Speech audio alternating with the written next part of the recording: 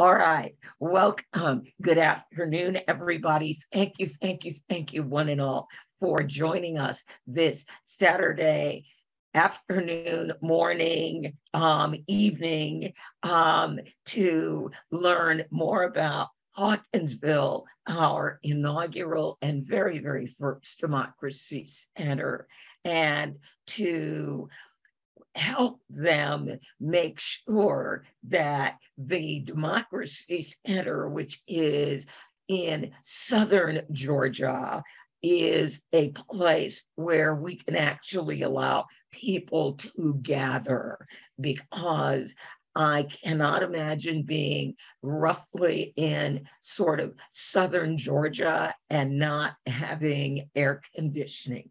So before we get started, or actually getting started, I want to give people the background on Hawkinsville.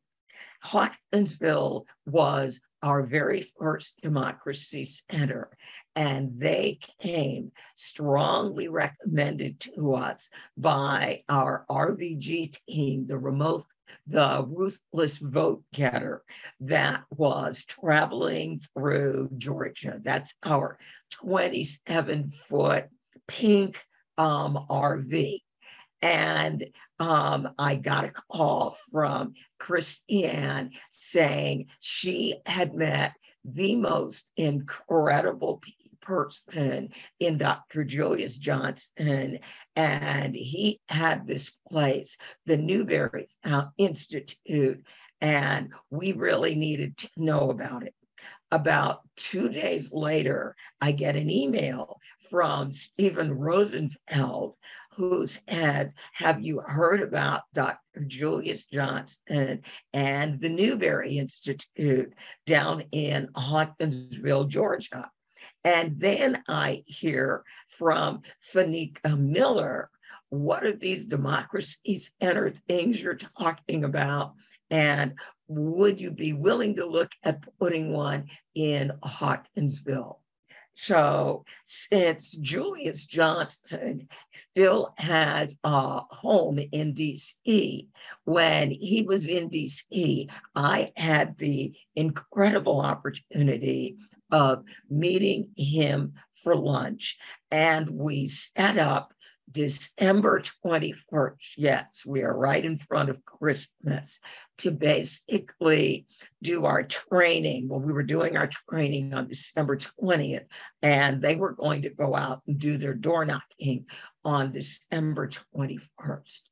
Well, from December 21st to January 5th, and everybody on this call knows January 5th was Georgia Senate runoff election day. On January 5th, when we finished looking at the records, the folks in Hawkinsville, they had knocked on 2,400 doors. Now, remind you, they're brand new. They just learned how to do this. And they had engaged in 2,100 conversations with their neighbors. So it was an incredible beginning. And they have been holding programs, teaching people about democracy, supporting their community ever since. Let me start by thanking my new hero, and I think she's probably hero to probably most folks on this call, Andrea Miller. And I really mean that, Andrea. You sort of captured how we met, but from day one, you have been so supportive, enthusiastic, energetic, strategic, big picture, detail-oriented, and really this entire Democracy Center effort is your brainchild. And when we first talked about it, I got it right away. And that's partly because years ago, I served at the National Democratic Institute for International Affairs as a program officer, and I was familiar with sort of what the United States government was doing around democratization. And so I understood the concept, and certainly living in Hawkinsville, I knew that it was a tremendous need. I also want to thank Nancy, we didn't meet during your recent visit, but you were a superstar down in Hawkinsville. And you know, you're one of these people, you come, you have an impact, and you follow up. So not only did you come and observe our food pantry and Annie Lee's porch and what we're doing there in Hawkinsville, Georgia, but when you heard about the need for an air conditioner and a heating unit, from what I understand, you said, no, I think I can do something about that. And so you went back, and here we are, I don't know, like $7,000 or $8,000 later. So you're a go-getter, you got it done. And my hat's off to you, Nancy. Thank you for understanding. Thank you for identifying that was something you could help us with. So I'm very appreciative. We also have Thomas Fisher and his wife, Patricia, who are pillars in Hawkinsville, Georgia. My family goes back 8 generations. The Fishers have been there just as long. Thomas Fisher is my mentor. He's run for political office. He knows every and anybody there, comes from an incredible family of farmers.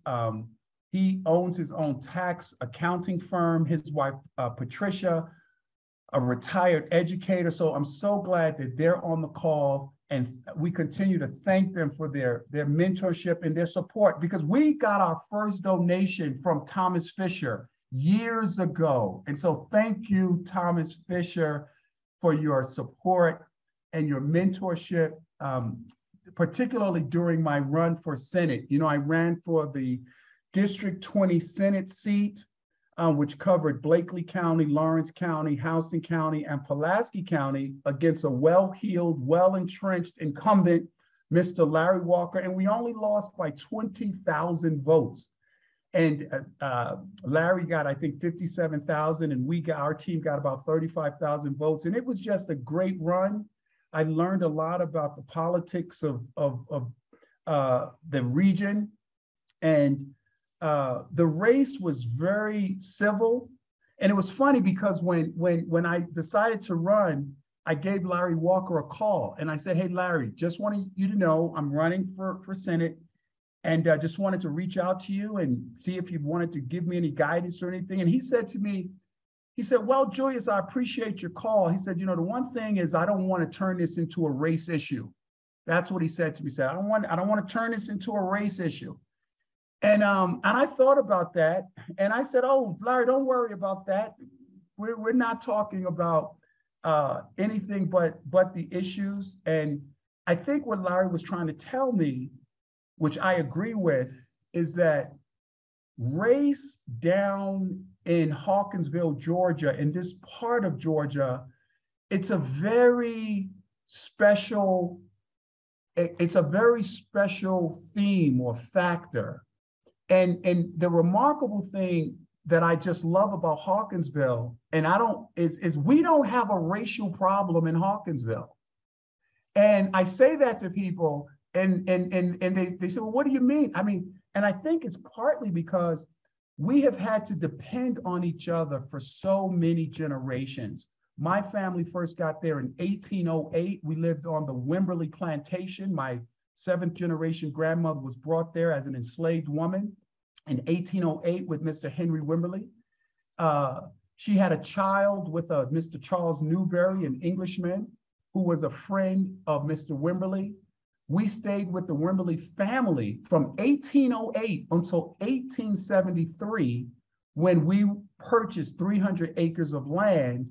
We worked for the Wimberley family, bought our own land, and we have been there ever since, interdependent. So the race factor in Hawkinsville in particular is one of coexistence, interdependence, and what I have seen is a lot of support because of our mutual dependency on each other. And so that was I think, what happened? Yeah, you can share.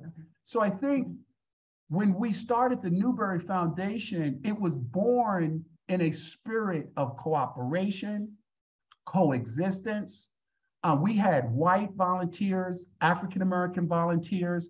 And to this very day, when you come to the Newberry Institute, we are a rainbow coalition. And I love that because that's very much how I am in my life. You know, my earliest teachers, when I think about my experience in America as an African-American male, all of my teachers growing up were white women. So white women taught me how to read, how to write, how to do arithmetic. They supported me, as did African-American women and Black men and white men as well. I work every day, and so for me, I see Hawkinsville, Georgia, as a unique place in America that can really provide a window into the interdependence that we have on each other, the reliance we have on each other, and the support. Now, that doesn't mean there aren't issues, but the way we are organized, we have a rainbow coalition of people, and I'm very, very proud of that. So some of the things that I want to share very briefly, you know, Hawkinsville, Georgia, and Middle Georgia historically, you know, had the NAACP. We had our churches. So there were those sorts of organizations that provided guidance, direction, protection, organization to the Black community. That changed after the Civil Rights Movement. And recently, there's been a void in this part of Georgia, particularly in Hawkinsville. And this became very clear during the Senator Warnock and Ossoff run for Senate, where there were folks saying, how can we help? How can we help? What can we plug into? Who's on the ground? And it was the recognition of that void that really gave birth to the idea that, hey, the Newberry Institute could be a center of gravity, that this institution that had credibility, that was on the ground, could actually serve as that center of gravity to link with different organizations, different individuals looking for a safe space to learn about democracy. And that's very much been the case. It's really interesting because after we met Andrea, we got much more focused on our mission because, and what we've tried to do, so we have sort of three parts to the Newberry Institute. We have the Southern heritage, where we celebrate our mutual Southern heritage in Annie Lee's porch. Annie Lee was my grandmother. Then we have the Plow and Pew Democracy Center, where we have over 3,000 books. We have the official records of the Civil War. There are only 3 copies that were published, and we were able to acquire one of those copies. And we have Rose's Food Pantry. But after we met Andrea and we started to really get going with democracy work, we have decided to sort of more strategically link our heritage emphasis with our nutrition and food into democracy. So we're much more democracy now than we've ever been. And so logistically, what that means is taking Rose's Food Pantry out of a separate location and co-locating it inside the Democracy Center, where we have a full kitchen, Nancy, that you had an opportunity to visit when you were there. So the idea, because the concept around, we wanted to link health and nutrition, history and heritage to democracy activism in the form of civic education, civic organizing, political party training, election monitoring, poll watching, postcarding, canvassing. But having these locations made it logistically somewhat challenging, but also we're very volunteer based because of a lack of funding. And those beneficiaries that were recipients of our food, we wanted to pull them into democracy, pull them into raising their IQ around around Southern heritage. These are two photographs that Amina just put up of the Plow and Pew Democracy Center. So that's Josh. Josh was an intern with us from St. Lawrence University, and go back. Let's go back. Go back. I'm sorry. Right there. Josh was an intern with us from St. Lawrence University, and there he is giving a talk on democracy, sort of talking about how a bill becomes a law, the three branches of government. And these youngsters are part of an organized group called Girls of Courage, headed by Rashonda Yates, who's on our board of directors. So these are some of our future foot soldiers, and she has about 40 girls from the age of 12 to 18 that are part of the democracy movement. So here are some of the younger girls learning about democracy so that they can be some of our people that are with us on canvassing, et cetera.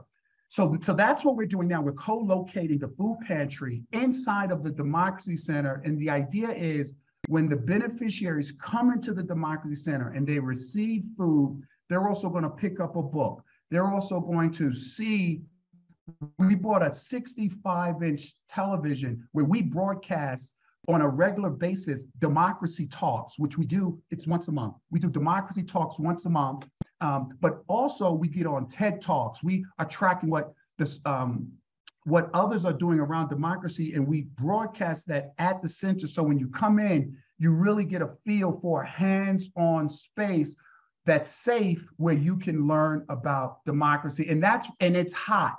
And this is where Nancy comes in. You know, it's funny, Nancy, because I always thought that Southerners didn't mind heat, you know, because it's so hot in Georgia, and it was just something that they lived with culturally, until I moved down there in 2010. And Southerners, they want an air conditioner. Like it gets to be like 105 degrees in the shade.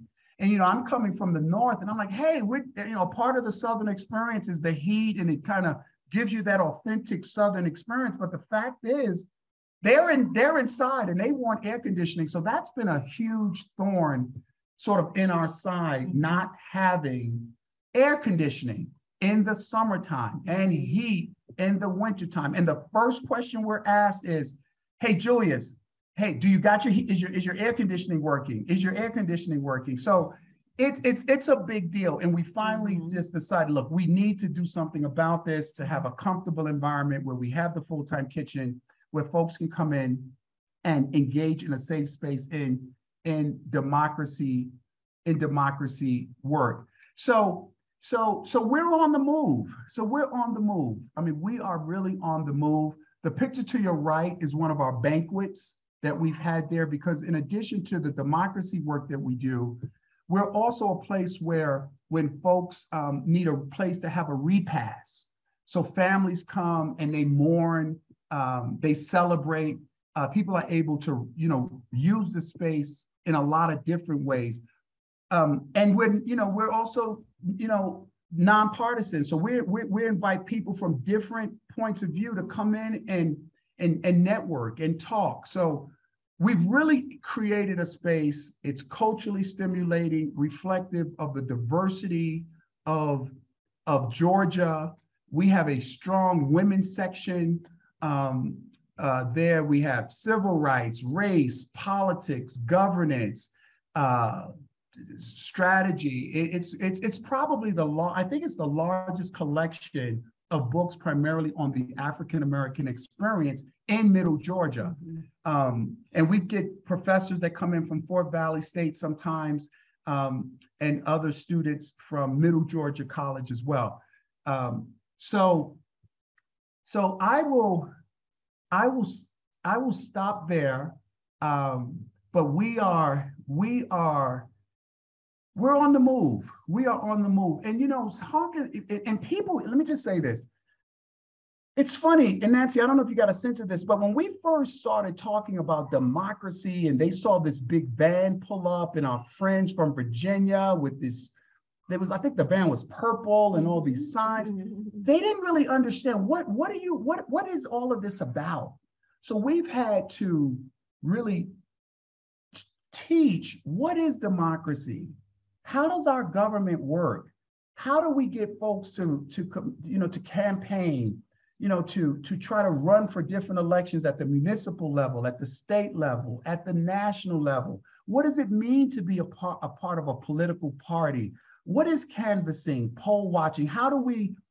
What's your role as a citizen? What are your citizens' rights? What are your Miranda rights?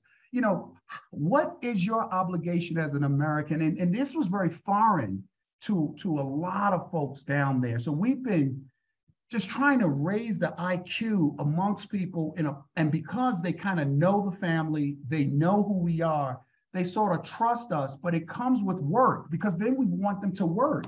Okay, now it's time to work and organize. And I was really surprised, Andrea, quite frankly, when I saw just the level of just unfamiliarity around how to engage strategically in democracy work.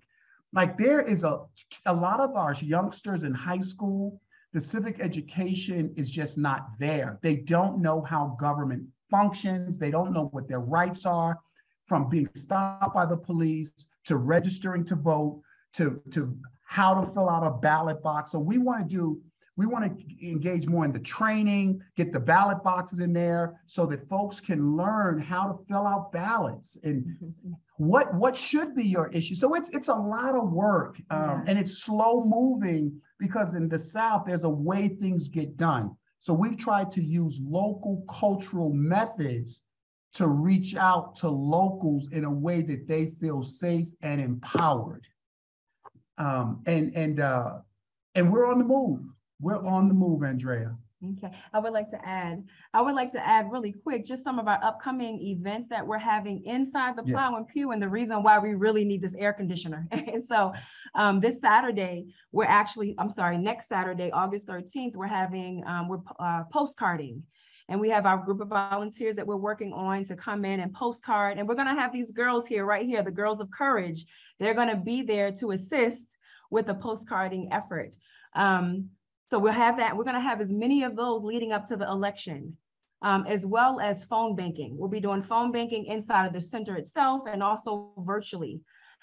And as Julius mentioned regarding the kitchen, we want to, transform Rose's Food Pantry, and we're moving everything into the Plow and Pew inside that kitchen. We want to start having healthy cooking demonstrations for the beneficiaries. So right now things are hot, so people, it's kind of hard to operate right now. But we're gonna be, we have a lot of events upcoming. So and the other thing, Nancy, Andrea, that I think is really important, and I try to stress there, we're not angry people down in Hawkinsville. Like, when you come, like, we get along. We know each other. We know the Fishers. We know the Colsons. The Colsons know the Newberries. The Newberries know the Greens. Like, we know each other. These people know our grandfather and grandmothers. So, and we try to teach the children that irrespective of your political party affiliation, we are Americans. And we really tried, and I emphasize that, we want to do something about the political divide. And that's a big sort of thing with us that I think really makes us unique. We're really trying to heal some old wounds. Oh, there she is. There's Nancy and Kim, who heads our food pantry. And there's is that Dr. Keith Green? And that's Dr. Keith Green. He's the superintendent. He's on our board of directors. Yeah, excellent. Let's see some more photos. Yeah, so that's Annie Lee's porch when we first got started. We build these exhibits, and we do historical reenactments as a way to bring the past into the future or into the present through reenactments. And that's a replica of Dr. Martin Luther King's jail cell. To scale, it's the exact replica that was created by a graduate student. And we talk about his famous letter from a Birmingham jail, where he talked to the clergy about why we can't wait, and we're on the move, and we've got to continue to move forward. So those are some of our exhibits. What else we got? But in 2010, I lived in Afghanistan. I was with the Obama administration as a governance specialist, and I came back to Hawkinsville to bury my dad. and we buried him at Hawkinsville Baptist Church. And I had an epiphany. I literally had an epiphany at my father's gravesite. I saw my mother standing at the foot of his grave, and she was sort of looking out at the horizon. She's passed away recently. And she was, and I just sort of looked down at the tombstone, and there was his name and her name with a hyphen. And I said, oh my God, this is home. I was living in Afghanistan. I had an apartment in DC. And I said, this is home. It was like the ancestors were calling me for a purpose that I was unfamiliar. I didn't know what it was, but I literally walked into the church. There was an older woman in the church. Her name was Miss Lucille Bennett, older white woman. She was at my dad's funeral. And I said, she was a realtor. And I said, I need to buy a house. I said, she said, when? I said, tomorrow, because I got to go back to Afghanistan. She showed me, I mean, this is what happened. She showed me a house the next day. I bought the house, went back to Afghanistan, came back with my family. And that same woman, she said, Julius, you know, we have a historic downtown and we need some help down here. And she showed me a building. I purchased the building. And that really was the beginning. Bill, I sat in this, what was the old Reagan hardware store. I sat in this building. The first thing I did was pull out my laptop and I got the internet started. And I started just kind of surfing online, kind of what's going on in the area. Brought in a couple magazines, a couple books. Amina and I had just had a child. And we just sort of started spending time in this building and people started coming in. People started coming into the building like, what are you guys doing? Who are you? And then they found out who we were. And they kept sharing with us these stories about what things used to be like and what's going on locally. And I realized, oh my God, there's a need here. So we started a summer camp that first summer. Amina and I, we had about what? How many kids? 20. We had about 25 kids. And we ran a summer camp. And then that led to an after school program, which led to, hey, we got to feed. So everything was sort of connected. It was education. It was recognizing there was a need to share history and common stories. I love museums and exhibits. And so we just put our hearts and minds into the building of a safe space for the community. And then we started meeting interesting people that helped us focus. So our three basic areas from the very beginning was preserving history, building community, and providing education. Those were very broad, but they gave us some guardrails of doing work that we wanted to do because we took like 2 years off. I needed to recover from Afghanistan, and Amina, who's a civil engineer, we had just had a baby. So we had time to kind of delve into those areas. And then we met Andrea, and it was like democracy. And then I decided to run. It was like democracy. That's been kind of the center of gravity to focus our interest in community development, education, and history. And for the first 5-6 years, we funded the Newberry Institute completely on our own because we're primarily volunteer-based, and it was a real sacrifice. So that's kind of how this all got started. And we met people like Kim and Danielle and Lode and Thomas and Patricia that have kind of gotten in where they fit in, and through love and a commitment to building that part of Georgia, we met Fanika Miller, and before even the Black Voters Matter got going, Fanika came, she's like, what are you guys doing? So it kind of caught on, and it's still very much a community-oriented space. We found in our family records the slave schedule of a gentleman by the name of Henry Wimberly. Henry Wimberly was from South Carolina, and he came to Georgia, to this part of Georgia near Hawkinsville, and was given 2,000 acres of land, okay? He brought with him my 7th generation enslaved grandmother. Her name was Mariah, okay?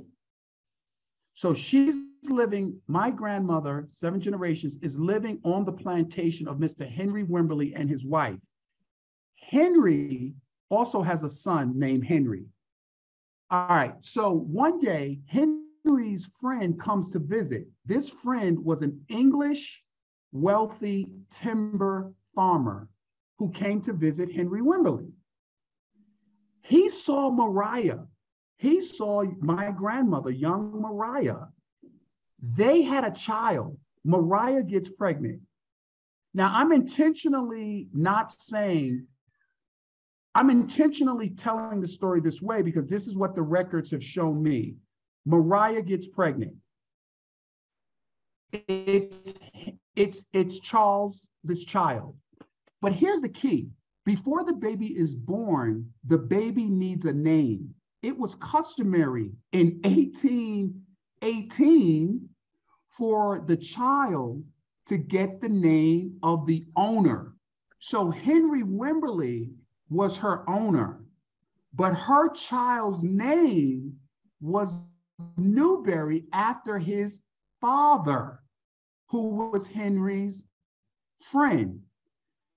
And I thought about that. And I've dreamt about this. I've thought about this. I've tried to tap into Mariah's spirit, because I don't tell a rape story.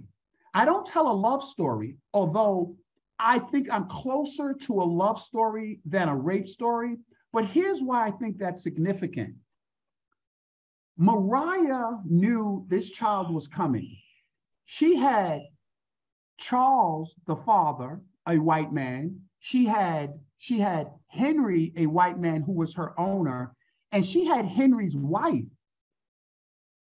Those 3 adults in her life were all a part of the birth of this child. And I've always thought to myself, who did Mariah talk to in 1818?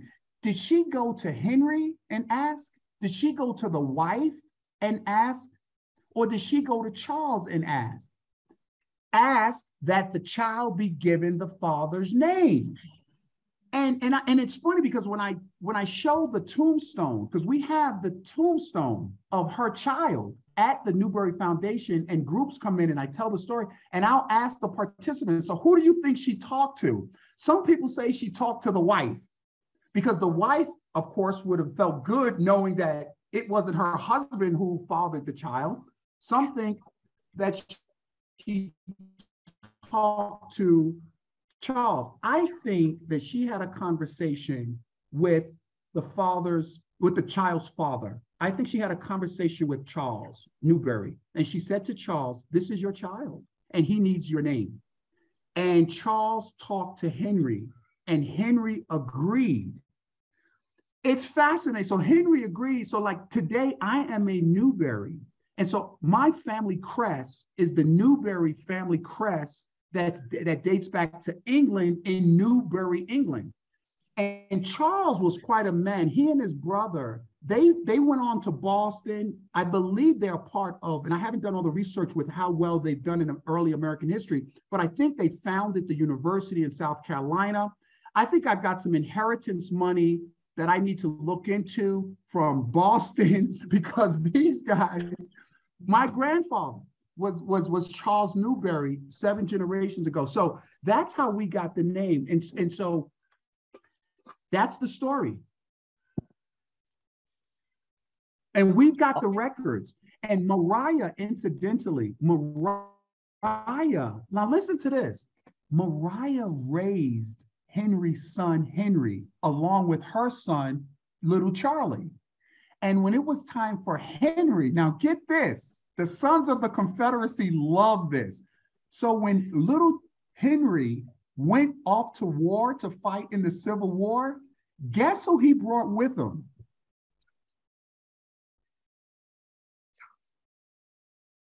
Huh? He brought my grandfather. He brought Charlie. He brought Charlie Newberry to go with him off to war.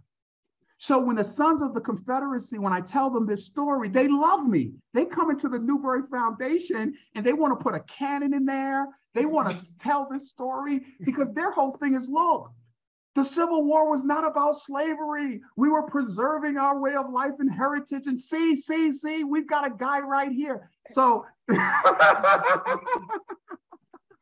so I think it's a part of the mixed bag. That's a part of the tapestry of our history that we are interwoven.